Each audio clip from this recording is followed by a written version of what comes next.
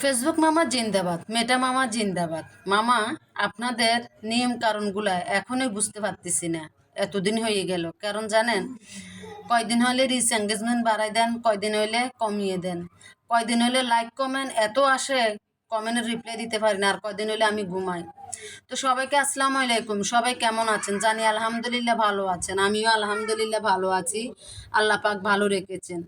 তবে কেন বললাম কথাটা, যে কয়দিন হইলে, সত্যি বলতেছি, কয়দিন হইলে এত কমেন্ট আসে, এত মানুষের কাছে ছড়াই ভিডিও, মানে কমেন্টের রিপ্লাই দিতে দিতে ফেসবুক মামা বলে কি মারি দেয়। আর কয়দিন হইলে কমেন্ট তো থাক দূরের কথা, কিছুই আসে না, ঘুমাইতে পারি।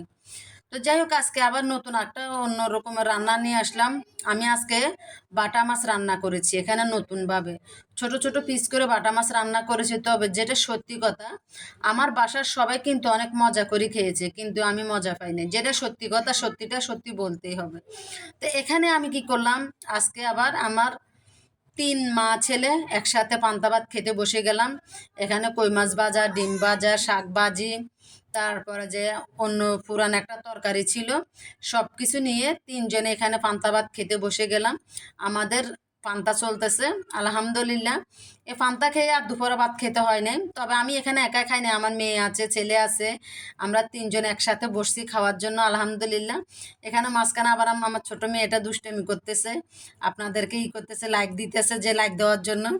আমি আবার না করতেছি, ওরে তুমি এরকম দুষ্টামি করিও না, আমি ভিডিও করতেছি। তো যাই হোক, আলহামদুলিল্লাহ এই ভাতগুলা খাইছি। সবসময় তো আর নাস্তা পানি খেতে আর তেমন একটা ভালো লাগে না, সেজন্য মাঝে মাঝে একটু পান্তা ভাত খেলে, মানে পান্তা ভাত খেলে গরমে দেখেন অনেক একটা পেটে একটা শান্তি লাগে। তো পুরান তরকারি ছিল, শাকভাজি ছিল, যা হয়েছে সব কিছু দিয়ে মাশাল্লাহ, মা মেয়ে 3 জন, ছেলে মেয়ে নিয়ে, সবাইকে নিয়ে, ওদেরকে কিন্তু সকাল ধরে খেতে বলতেছি, খাবে না, আমি যখন নেলা ধরিয়ে দিছি সবাই খাইছে আলহামদুলিল্লাহ। তো এই যে মাছগুলো অনেক যত্ন সহকারে রান্না করেছি, ছোট ছোট পিস করে রান্না করেছি আজকে নতুনভাবে। কিন্তু আমার মাছগুলো আমার মতন পছন্দ মতন হয় নাই। কিন্তু বাটা মাছ আপনারা কিন্তু কেনার সময় একটু সাবধানে কিনবেন। আপনাদেরকে ওরা বলবো অনেক তরতাজা, কিন্তু বাটা মাছের কি বোঝা যায় না যে এটা পচা, উপরের আইসটাগুলো একদম সিকসিক করে। আপনাকে যদি বাটা মাছ কিনতে বলে, তখন আপনি বলবেন যে মাছটা আলগি দেন, কানটা আলগি দেন। আমি দেখি, যখন দেখবেন যে কানটা এটা সাদা, তখন ওই মাছটা নেবেন না। যখন দেখবেন যে মাছের কান একদম লাল টুকটুকে, সে মাছটা নেবেন। ওই মাছটা কিন্তু একদম তাজা পড়বে। কিন্তু ও আমাকে একটা মাছ দেখাইছে কান লাল, কিন্তু পরের মাছগুলো আর একটাও দেখায় নাই। আমার মাছগুলা বাসি মাছ ধরাই দিছে। যাই হোক, যত্ন সহকারে সুন্দর করে রান্না করেছে, সবার থেকে ভালো লেগেছে, আমার থেকে না।